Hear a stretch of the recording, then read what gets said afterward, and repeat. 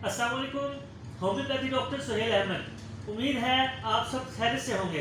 मेरे पिछले लेक्चर महीने के वो कौन से दिन हैं जिनमें औरत हामला होती है के बाद कई शादीशुदा जोड़ों ने ये सवाल पूछा कि डॉक्टर साहेब हम अपनी फैमिली कंप्लीट करना चाहते हैं, वो ऐसा क्या करें कि लड़का पैदा हो।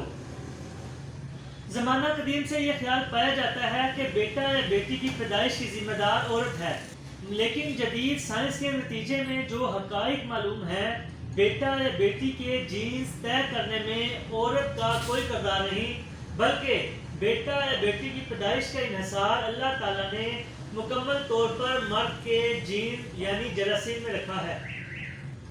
औरत के जरासीम को XS का नाम दिया गया है और मर्द के जरासीम को XY का नाम दिया गया है, यानी X से बेटी और Y से बेटा बनता है। अगर मर्द की तरफ से X औरत के X से मिले तो बेटी पैदा होती है, और दूसरी तरफ अगर मर्द की तरफ से Y औरत के X से मिले तो बेटा पैदा होता है। इसका मतलब है कि अल्लाह ताला ने बेटा या बेटी का इख्तियार मर्द के जरासीम में रखा है। वाई की कोशिश ये होती है कि वो X से पहले अपने मुकाम पर पहुंचे और बेटा पैदा हो, मगर इसके बावजूद इसका इख्तियार अल्लाह ताला के पास है कि वो बेटा बनाए या बेटी बनाए।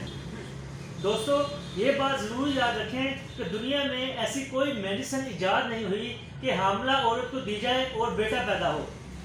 इलाज एक सुन्नत अमल है।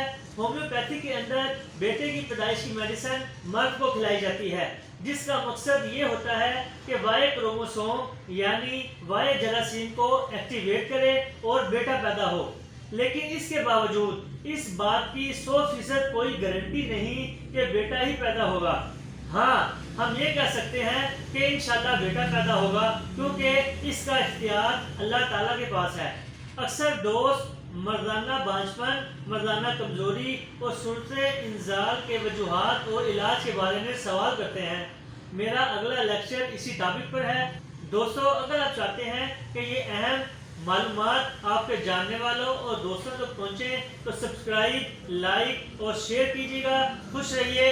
अल्लाह हाफिज़।